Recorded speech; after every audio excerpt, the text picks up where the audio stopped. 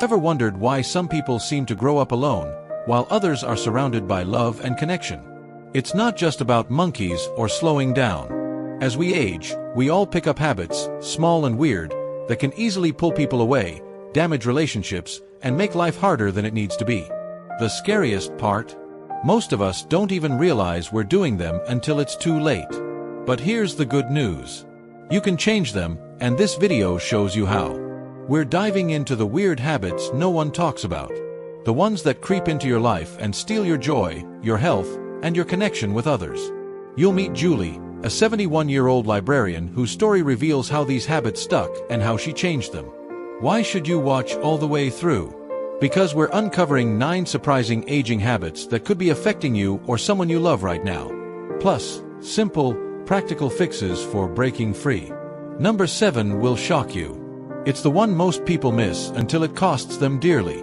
And at the end, you'll be given a life-changing challenge, starting today. Stick around to find out how to find these habits before they fade away, how to rebuild the connections you thought were lost, and how to grow with purpose instead of shivering. If you've ever felt disconnected, stuck, or just curious about what's holding you back, this is for you. Hit that like button, subscribe, and let's get started. Because the longer you wait, the harder it is to change. If you haven't subscribed, I highly recommend subscribing and turning on the notification bell so you don't miss any videos. Your support means a lot to me, and if you enjoyed this video, you can help me continue to spread the valuable lessons by liking and sharing it. If you liked the topic of this video, please comment 1. If you didn't like it, please comment 0 so I can know how I can improve and make better videos for you. Now, let's get started. Number 1. Becoming too negative or critical. Sarah never imagined that she would become the type of person who harbored negativity. She had always thought of herself as someone who simply spoke her mind and was being honest with those around her. But as the years went by, she noticed something changing in herself. It was subtle at first, just a little distress here, a floating complaint there, but eventually it became a pattern that she couldn't ignore. Mornings began with familiar sicknesses, and she found herself getting older. It was a useless lump, wasn't it? But soon it morphed into other parts of her day. She watched the news, her frustration growing with each passing report, feeling a sense of unease and anger about the state of the world. And when she spoke to her younger parents, her words became clear. "In my day, we had more respect," she would say, with the paper of her eyes, as if the young women were somehow failing their generation. At first, she didn't notice the toll it was taking on her relationships. It seemed pointless enough, just honest opinions, right? But slowly, the conversations became shorter. Friends began to avoid deep conversations, instinctively holding back on topics they knew would lead to another complaint. Even her grandchildren, once eager to visit her, began making excuses for not spending time with her. What Sarah couldn't see at the time was the long, insidious creep of her negativity. No matter how justified, no one wants to leave a conversation feeling worse than when they arrived. And the truth is, that negativity, like a weight, weighs people down, causing them to withdraw rather than connect. The reality is, it's easy to get caught up in a cycle of criticism. Life can feel overwhelming as the world changes around us, especially when things don't always seem to make sense or feel comfortable. Our bodies don't work the way they used to. Things that were once second nature, like shopping, driving, or even using a smartphone, can suddenly become sources of frustration. Venting about this can feel like a release. But when negativity becomes your default mode, it becomes a shield that isolates you, rather than a tool for processing your emotions. So how do you shift that energy? Try starting your conversations with something positive. Instead of starting with compliments, consider starting with gratitude. "I woke up feeling good today." Or, "The sunset was so beautiful yesterday," can become part of your daily reflections. Positive energy has a way of spreading. It's magnetic. People are drawn to those who lift them up rather than tear them down. And when you need to vent, set 7 boundaries. Give yourself a few minutes to express your frustrations, and then move on to something more constructive. Curiosity is much more powerful than criticism. Ask questions, especially about things you don't understand. Instead of giving up on things your kids and grandparents are interested in, whether it's an app or a game, try saying, "Tell me more about that." This creates connection, rather than dumping them. When Sarah started making these small changes, engaging in positivity, showing genuine interest in her children's lives, and expressing gratitude more often, she noticed a remarkable change. Conversations lasted longer. People began to open up to her again. And slowly, the quarantine of connection she had lost came rushing back.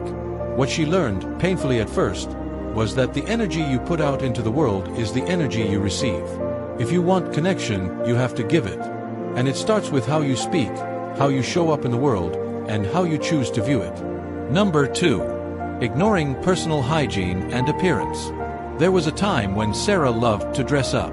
She took pride in her appearance, always choosing the perfect outfit, applying her makeup just right, and making sure her hair was styled perfectly before she left the house. She had a collection of beautiful clothes, blouses in every color, and a belt that she wore with confidence. But as the years went by, something started to change.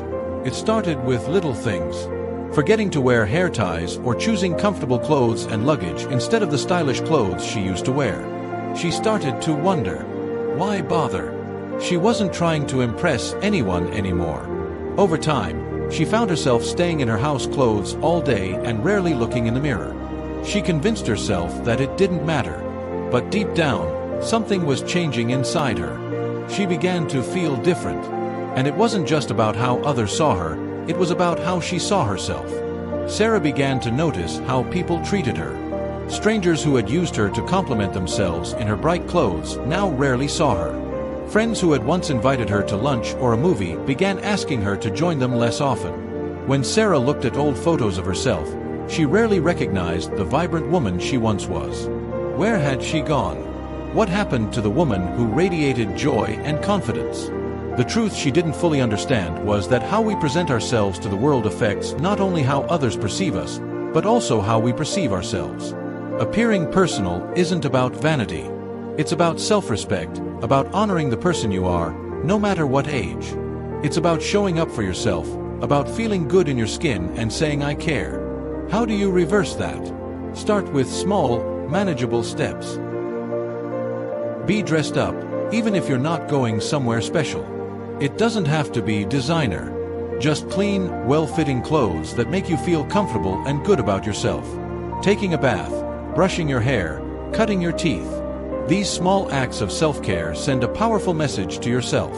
I care about this effort. Wearing something you love, something that brings you joy, can lift your spirits.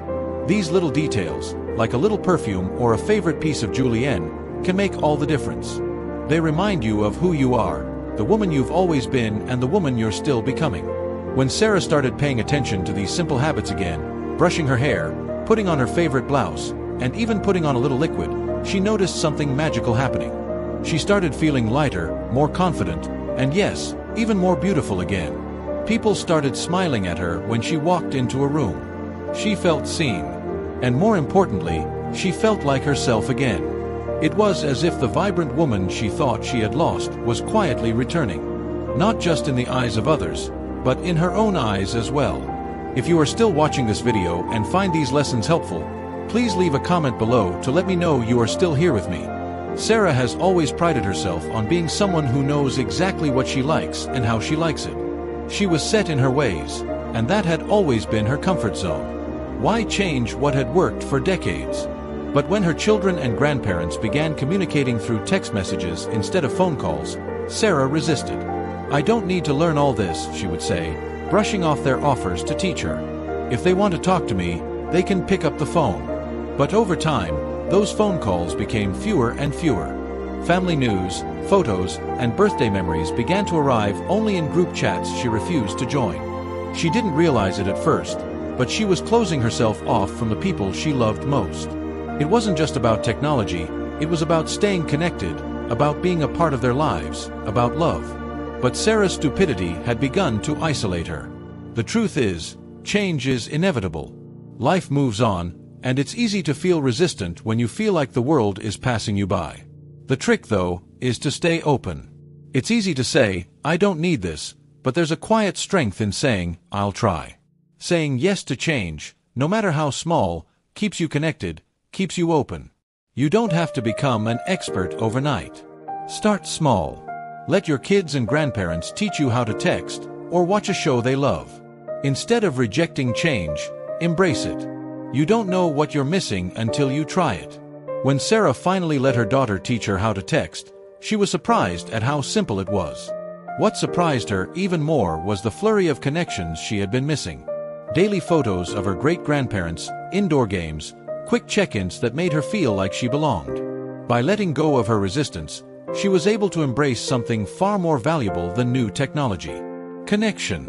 It wasn't just about learning how to text, it was about staying in touch with the people who mattered most.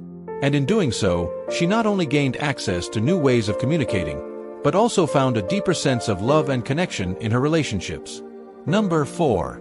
Letting go and rejecting change. Sarah had always been sentimental. For her, every object in her home held a story, a memory, a piece of the past that she couldn't bring herself to share. There were old birthday cards that hadn't seen the light of day in decades, newspaper cards she'd promised herself she'd read someday, and clothes she hadn't worn in years, but she couldn't let them go. She kept them just in case. Over the years, her comfortable home, a peaceful sanctuary, had turned into a cave of annoying things, cluttering every hallway, every staircase, and every room. She couldn't deny it anymore. What had been a cave had become a battlefield, filled with items she'd barely touched but couldn't bring herself to release. At first, Sarah didn't think there was a problem. She convinced herself that everything had value. She'd always said that maybe I'd need it someday. It felt safe, comfortable, even reassuring to keep it all. But in truth, the nagging clutter had begun to eat away at the life outside her home, her peace, and her spirit. As time went on, she found herself growing more and more tired just from the act of trying to clean and sift through boxes. It became harder and harder to keep the house in order, to find what she needed, and even to invite people over without feeling embarrassed about it. Her once invited space was now a reminder of how she had gotten stuck in the past, unable to release what no longer served her. When her daughter gently suggested, "Maybe you should think about letting go of some things," Sarah resisted with every fiber of her being. "What if I needed them later?" she argued. But in reality, the clutter didn't just seep into her home, it began to seep into her mind as well. The stress of holding on to so much weight weighed her down, blocking the joy of the present and drowning her sense of peace. It wasn't just about things, it was about the emotional baggage she had accumulated along with them. Letting go is never easy, especially when it feels like a piece of your heart is attached to each object. But here's the truth. Holding on to too much, whether it's material things, possessions, or emotional baggage, can create a feeling of being stuck in the past, unable to move forward, unable to embrace the present. It's a silent spell that robs you of clarity and peace of mind. Sarah finally realized that in order to feel truly free again, she had to let go. Embracing clarity doesn't happen all at once. It requires patience, friendship with yourself, and the courage to face the truth that you don't need everything you're holding on to. How does one even begin to free themselves from this nagging mess? Start small. Disrupt a dinner, a table, a box for a while. The thought of dazzling everything at once can feel like an insurmountable task, but dazzling it in manageable pieces makes it more durable. Ask yourself, do I use this? Does it bring me joy? If the answer is no, then it's time to say goodbye. Donate items that might be of use to someone else, recycle things that are no longer useful, or pass on meaningful items to families who will love them. Make wonder a habit, a simple, everyday practice. Make it a small goal. Get rid of one item a day. This small but consistent action can lead to profound transformation over time. And let's not forget the practical aspect of all this. Wonder doesn't just create mental stress. It can also be dangerous.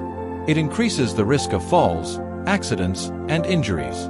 A home is not just a place to live. It should be a place where you feel safe, at peace, and at ease. When Sarah finally decided to take the dazzle and dazzle, something magical happened. The weight lifted from her swords, and the transformation was not just physical. She donated clothes she hadn't worn in years, recycled old magazines that had been collecting trash, and organized her living space in a way that made it easier to find the things that really mattered. And you know what? For the first time in years, Sarah felt a sense of peace in her home. It wasn't just cleaner. It was brighter, more shiny, and more welcoming. She felt a new sense of freedom. A freedom that came from letting go of the past and embracing the present. And most importantly, she became excited to invite friends over again. something she hadn't felt in so long. Number 5. Losing her temper with others too much. Sarah had never thought of herself as an impatient person. She had always been someone who tried to be kind, understanding, and forgiving. But as time went on, she noticed little cracks appearing in her temper. Little moments when irritation would creep up and she would lose control of her composure. One afternoon, she was at the store, sitting in line with a cart full of items. The young cashier was taking his time, hurting himself with the bags, and Sarah felt frustration building inside her. Why is he so slow? Can't he move a little faster? She thought, feeling her temper rise. The words were out of her lips before she could stop them. Come on, can you hurry up? The moment the words left her mouth, she saw the cashier guy fall. He looked down, his hands shaking slightly as he tried to finish his work. That's where it hurt. This young man was new, nervous, and doing his best. And here she was, hurting herself with him as if he were the cause of her stress. She immediately felt a pang of shame. Was she becoming the same person she used to shut down? The person who was quick to judge, quick to hurt, slow to show grace? The realization hit her hard. As we grow older, it's easy to lose our patience with others. Life moves at a different pace, and it's frustrating when the world around us doesn't move as quickly as we'd like. But the truth is that impatience doesn't just make life harder for others, it makes life harder for us, too. It increases our stress levels, clouds our judgment, and poisons our interactions with the people we meet. So how do we learn to stay patient, to stay friendly, especially when life seems to be moving too slowly? The first step is simple. Pause before reacting. When you feel irritation rising, take a deep breath. Is it worth getting angry? Remember that the slow driver could be someone's grandfather, and the cashier who's emptying his pockets could be a student just trying to do his best. A little patience goes a long way. The next time you feel frustration rising, try changing your perspective. Instead of flaking, offer a smile, a kind word, or a simple, take your time. Sarah did this the next time she saw the same young paymaster. She smiled, complimented him on his efforts, and told him he was doing a great job. Her face lit up, and in that moment, Sarah realized how powerful kindness can be. It doesn't take much to make someone's day, to fuel their nightmare. Patience, after all, isn't just a gift to others, it's a gift to ourselves, too. Choosing patience over frustration leads to less stress, better interactions, and a more peaceful heart. Number 6. Talking too much and not listening. Sarah always loved to talk. She had so many stories to share, advice to give, and memories to relive. Over the years, she became known as the family's storyteller. But there was a problem. She didn't realize how often she dominated the conversations. One day, her daughter, who had been calling less and less, finally opened up to her. "Mom, I love talking to you, but sometimes I don't feel heard," her daughter confessed. "It's like our calls are about you, and I never get to share what's on my mind." Sarah was startled. How had she missed this? She realized that every time they spoke, she would chime in with her own experiences, stories, and advice, without even stopping to listen. The truth was, Sarah had become so focused on sharing her wisdom that she forgot to give her daughter the space to speak, to be heard. She had been talking, but not listening. Over the years, it's easy to fall into the trap of thinking we have all the answers. We want to share our life's lessons, to share the wisdom we've accumulated over the years. But if we don't take the time to listen, to really hear our loved ones, we risk pushing them away. Sarah had to face the reality that in her desire to share, she had isolated herself from the people she loved most. The key to better conversations is balance. Don't just talk, listen. If you've been talking for a while, pause and ask, "What do you think? How are things going for you?" Make a conscious effort to show genuine interest in what the other person is saying. Resist the urge to interrupt, even if you have a great story to tell. Give the other person space to talk. Ask open-ended questions that invite real conversation. Instead of simply asking, "How are you?" try asking, "What's something exciting that happened this week?" The next time Sarah spoke to her daughter, she made a conscious effort to listen. She asked more questions, gave her daughter the floor, and only offered advice when it was truly needed. The results were nothing short of incredible. Her conversations became longer, more passionate, and more meaningful. Sarah learned that the best conversations aren't about talking more, they're about listening better. And in that simple act of listening, she rediscovered the beauty of connection. Number 7. Pulling people away instead of asking for help. If you're still watching this video and found these lessons helpful, please comment 2 below so I know you're still here with me. Sarah has always bristled at being fiercely independent. It was her identity, her way of life.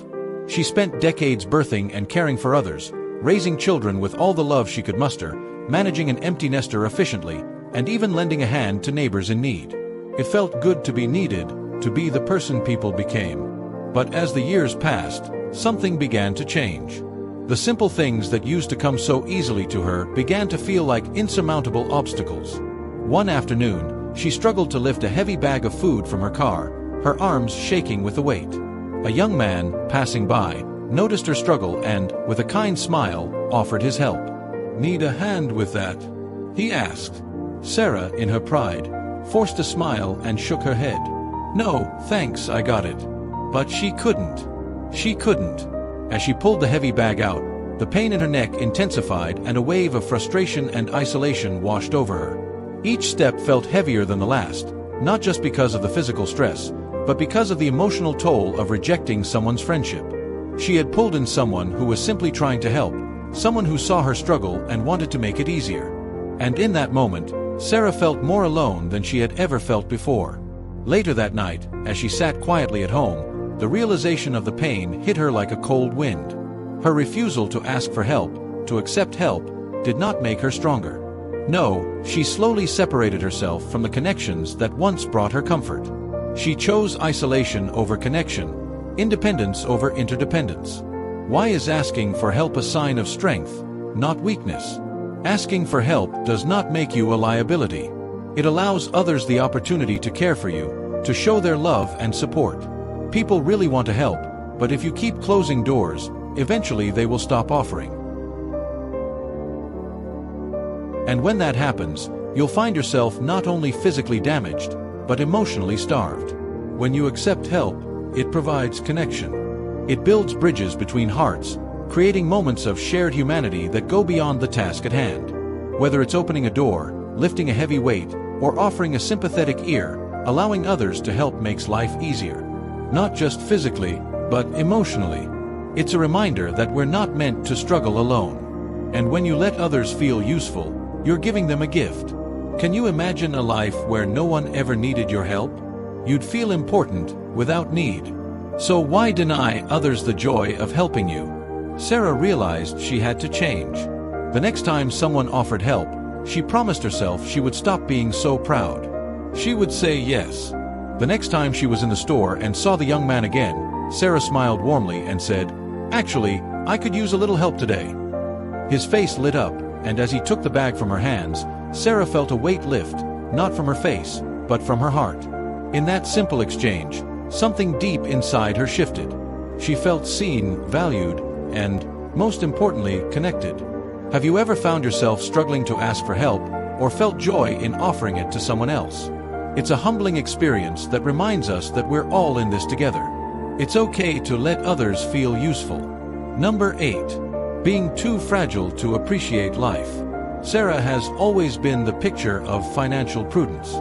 A natural at paying, she picked up cards with enthusiasm, forgot about vacations with comfort, and hesitated far too long before making any unnecessary purchases. While she had a comfortable amount saved, there was always that nagging worry in the back of her mind. What if I needed that money later? What if something unexpected happened? It was a constant cycle of saving, saving, saving. But for what? What was the point of accumulating wealth if she didn't use it to live the life she dreamed of? One day, Sarah's best friend, Emily, invited her on a weekend trip to the coast. "It'll be so much fun, Sarah," Emily said, her voice thick with excitement. "Let's explore, eat good food, and just relax." Sarah's immediate instinct was to say no. Traveling meant spending money. Restaurants meant spending money. Everything about it made her anxious. What if I regret spending this money? But deep down, a little voice cried out, "When was the last time I treated myself?" 4 years. Sarah had lived in the mindset of saving for one day. But as she stood there, staring at Emily's invitation, Sarah couldn't help but wonder, what if that day never comes? What am I saving if I am not living now? Why does liking your money matter? Being financially responsible is indeed important. But life isn't just about accumulating wealth. It's about living, truly living. Experiences, like traveling, going out, or hobbies, bring more lasting joy than any material possession ever could. Studies show that spending on experiences creates memories that linger long after the purchase is forgotten, whereas things, objects, equipment, clothes, lose their value over time. Sarah had worked her entire life to get to this point, to build financial security. But security without fulfillment is like an empty vessel. The key to a well-ordered life is balance. Enjoying the fruits of your labor doesn't diminish your achievements. It honors them. So how can Sarah change this habit? She decided to give herself permission to spend, to enjoy the small pleasures in life. Whether it was a dinner out, a spontaneous hobby, or a weekend getaway, she vowed to prioritize experiences that fed her soul. She even set aside a fund of fun and happened specifically for her enjoyment. The next time Emily asked her to join the weekend trip, Sarah didn't hesitate any longer. She said yes, and oh, what a difference it made. She laughed more in those 2 days than she had in months. She felt the sun on her face, enjoyed the joy of good food with good food,